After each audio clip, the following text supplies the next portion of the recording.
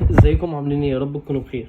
دلوقتي في حاجه في دماغي من ساعه موضوع احمد رفعت ده، مش عارف اوصل لها. يعني في حاجه غلط كده، ايه هي؟ والله ما عارف.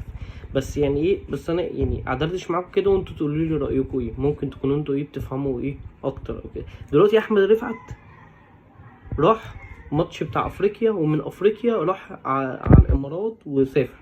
دلوقتي الجيش ما اعترفش بالنقطه بتاعت اللي هو ايه، كان مسافر واعتبره تهرب، واعطاله 6 شهور. بعد كده شهرين، يعني اعطاله 6 شهور حبس، بعد كده شهرين وبسبب حسن النية والكلام ده. دلوقتي بقى صلي على النبي.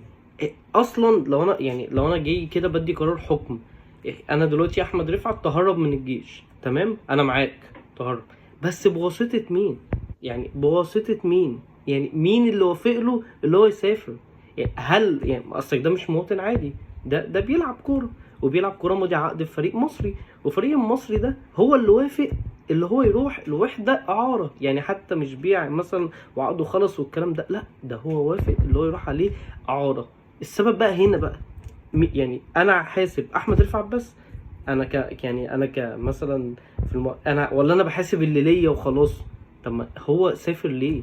ما هو مين اللي وافق اللي هو يسافر؟ ما هو مثلا مش بايده القرار اللي هو يسافر لوحده، فاكيد حد ليه القرار اللي هو يسافر معاه، فاكيد نادي فيوتشر. مش ليه ما حاسبتش نادي فيوتشر لما انا حاسبت احمد رفعت؟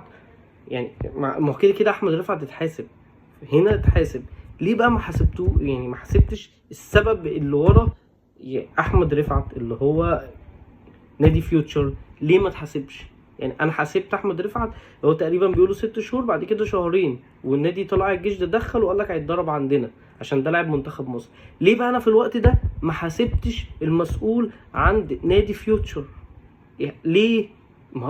ليه بقول المسؤول عند نادي فيوتشر؟ عشان هو المسؤول، هو اللي وافق على الإعارة. هل انا ابقى وافق عند إعارة وانا مش عارف اللي انا اللاعب اللي عندي ده عنده جيش ولا لا؟ يا جدعان، اكيد حاجه ما تدخلش العقل. ده لما واحد يكون بيشتغل عنده موظفين بيبقى عارف كل واحد ايه يعني دنيته ايه. يعني كل واحد في سنه كام النهارده، هتخلص سنه رابعه، تخلص عندك جيش، يبقى إيه؟ يعني الناس كلها بتبقى عارفه. يعني خلاص خلصت جيش فهثبتك معايا مخلص. يعني ده الناس اللي هي البسيطه. الموضوع ده فيه إنة كبيرة. يعني أنا ليه حسبت أحمد رفعت؟ ليه ما حسبتش المسؤول اللي وافق اللي يصفر واحد عنده جيش؟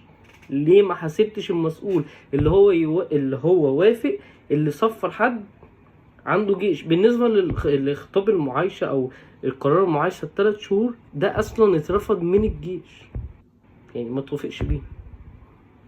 ادينا عقلك ولسه المسلسل مستمر.